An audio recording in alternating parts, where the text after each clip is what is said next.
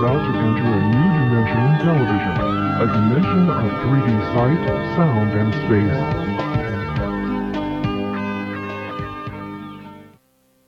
According to Silent Night Deadly Night 4 Initiation, nothing says Merry Christmas like a bizarre, bug-infested nightmare, featuring witch covens, spontaneous human combustion, and Clint Howard eating an ant-infested burger off the sidewalk. Oh, no fucking cheese. And that's the least gross thing about this movie.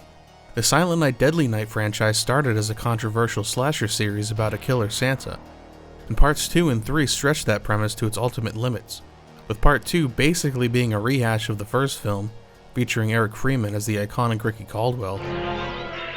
Garbage Day! Huh? No!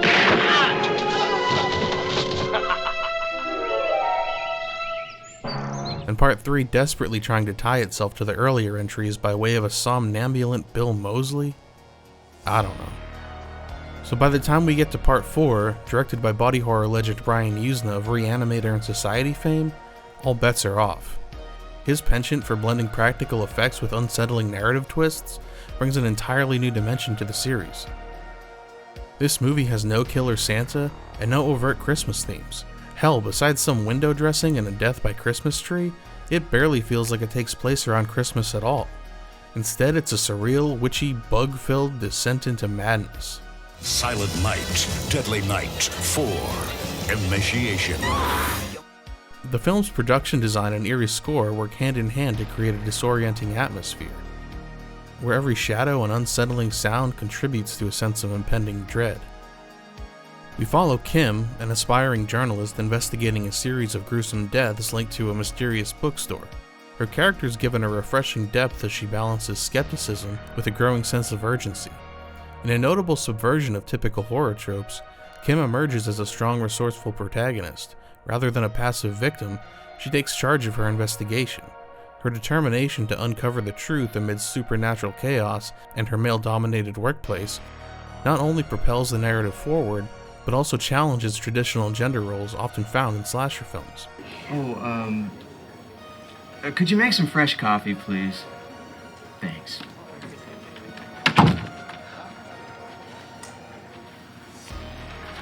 Boys will be boys. Adding another layer to this feminist undercurrent is the film's portrayal of the coven of witches running the bookstore. Far from being mere antagonists, these witches can be seen as embodiments of feminine power reclaiming agency in a patriarchal world. Their dark rituals and mysterious allure serve as a symbolic inversion of societal expectations, hinting at the potential strength and autonomy found in groups traditionally marginalized or demonized. I am just as good as you know. You and Eli and Jeff. And I'm sick of it. I'm gonna do what I want, whether you like it or not. In this light, Initiation becomes not just a bizarre horror flick, but also a commentary on the subversive power of women who refuse to conform to conventional roles. Fuck my attitude and fuck the job and fuck you! But before you can say shuntoning, things spiral into a hallucinatory body horror fever dream. And that's where frequent Brian Usna collaborator and goop master himself, Screaming Mad George, comes in. Is this what you want? The bugs are everywhere, crawling out of food, swarming in grotesque transformations, and emerging from human bodies. It's disgusting, it's horrifying, and it's exactly the kind of over-the-top madness you'd expect from Brian Usna and Mad George.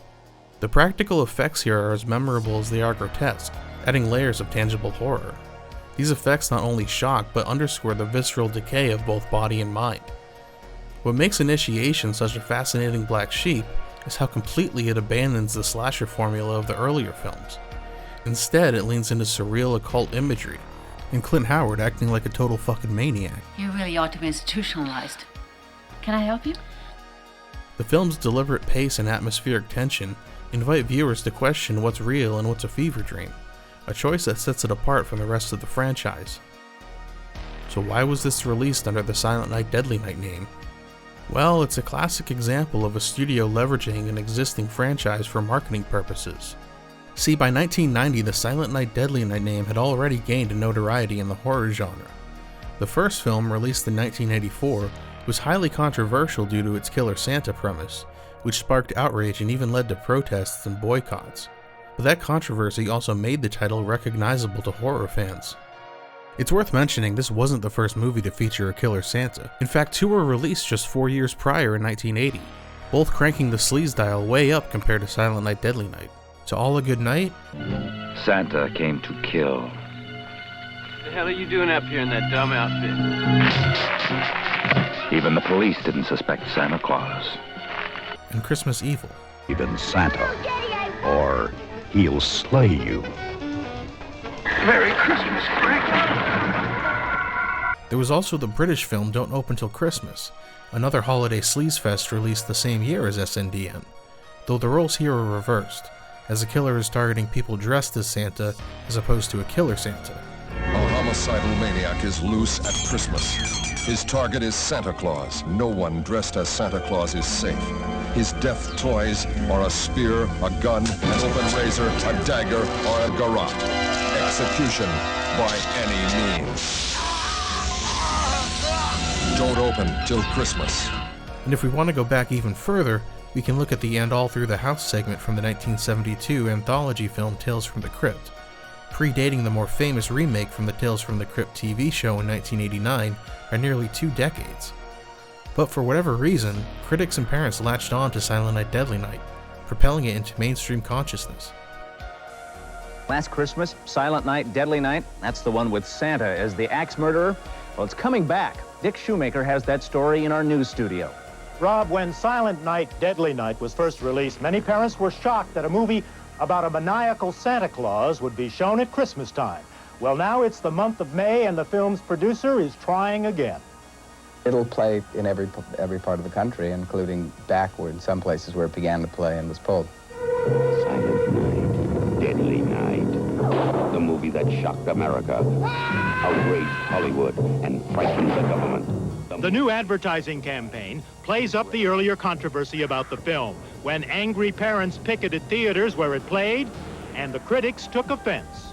And Silent Night, Deadly Night now has the distinction of joining I Spit on Your Grave as one of the 2 most contemptible films I've seen. And I don't mean to think it's campy, it really is quite awful. Releasing Initiation under the Silent Night Deadly Night banner guaranteed some level of built-in audience interest, even if the film itself had nothing to do with the previous entries.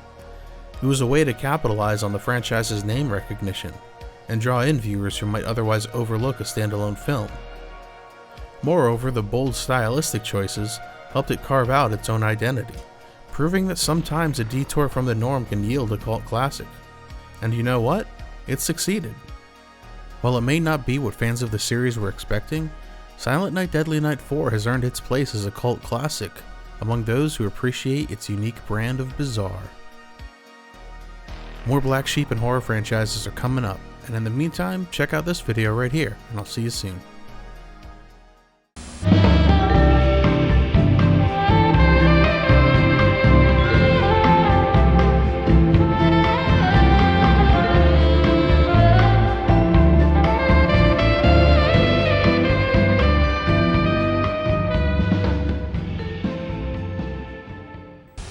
A massive thank you to my Patreon supporters. If you would like to support this channel, you can find those links in the description. Bye bye.